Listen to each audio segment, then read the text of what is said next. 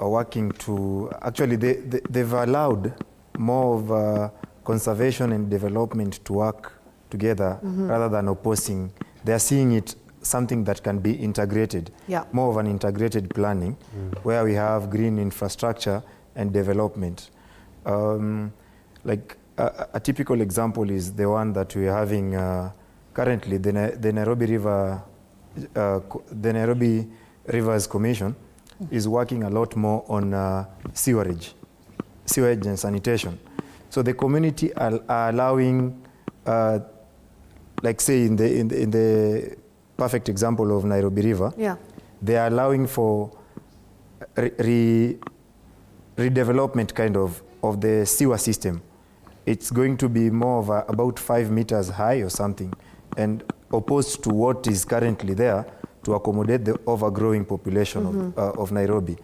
And this one is integrated with the affordable housing and the housing developments that are happening in, again, Nairobi.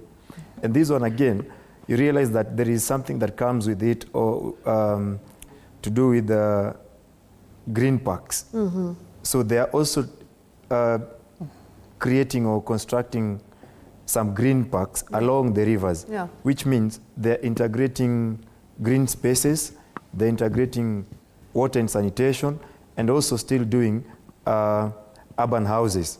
So it's more of a stakeholder thing. They're agreeing, they're actually bringing the community to discuss on how best they would want their environment to look. Okay.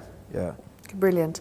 I've just been informed by my director we have just 15 minutes, so I'd request all of you to kindly keep your answers short so that we can move on to the next question and everyone gets an equal chance to speak. Yes, Sami. Thank you.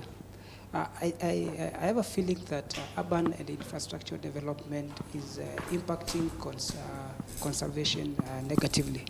I'll give an example with Nairobi City. You find when, for example, when there is construction of roads, they don't consider trees or prioritize how they can grow trees after any project, any road construction project. I've never seen like a contractor has constructed a road and planted a tree.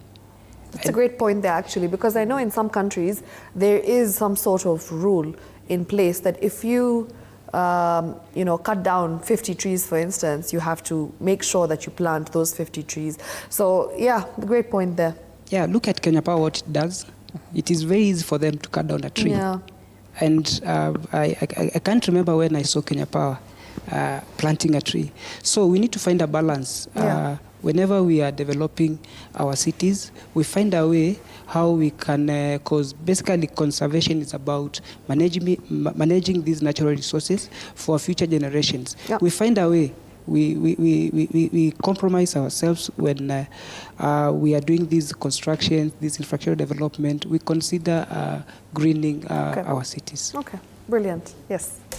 Yeah, I would like to draw your attention towards what we call the financial models or instruments that are being used to power conservation vis-a-vis development.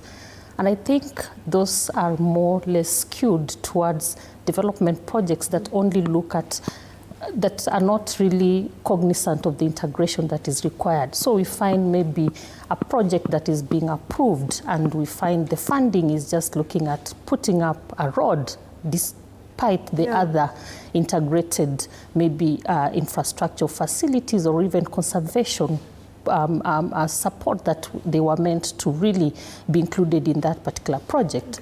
So this is what we are really trying to relook into and calling upon investors and even the government and any other actors that once we are negotiating for these particular projects, especially looking at development and conservation, can we look at models or financial instruments that are versatile and inclusive to really bring on board projects that will be able to be cognizant of both conservation and even infrastructure development aspects of it. And this is whereby we are calling upon partners and even people who actually have been able to see best practices happening and are able to utilize. And I'm glad that one of the organizations that is working on cities and supporting like governments to negotiate through such, the World Resource Institute. They're coming up with projects of helping governments to negotiate through infrastructure development that is cognizant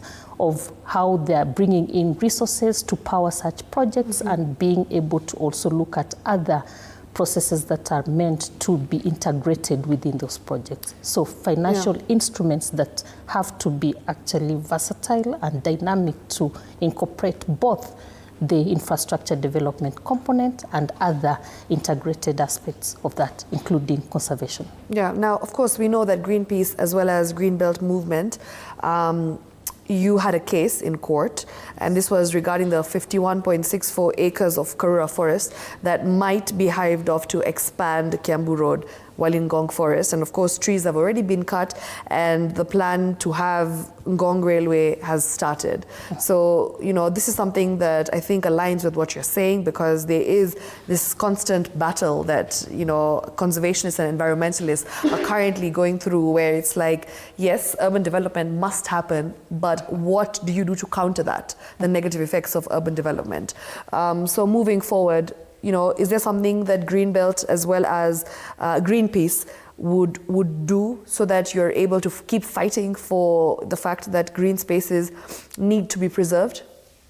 Absolutely, because currently we are actually in court. Yes. And we're just waiting for determination. Actually, it's coming on the 19th of August. Okay.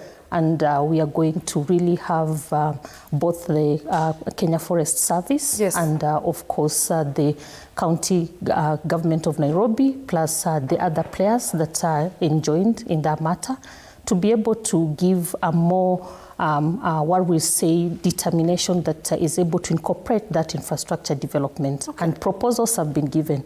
I think we've had actually technocrats look at that infrastructure development and provided proposals of what can be done to, of course, expand Kiambu Road, devoid of damaging Karura Forest. And this is something that is feasible, but it will need more investment, which we are calling upon the investors, that if at all this infrastructure development has to come, it should not actually compromise already the fragile ecosystem that we have in the green spaces in the city. So we are waiting for the court determination. That is a matter I won't develop further because it's in court. Of course. But of course, it is in the positive and favorable direction, whereby we will have at least a compromised infrastructure development process of that dual expansion of the road. Great, thank you very much.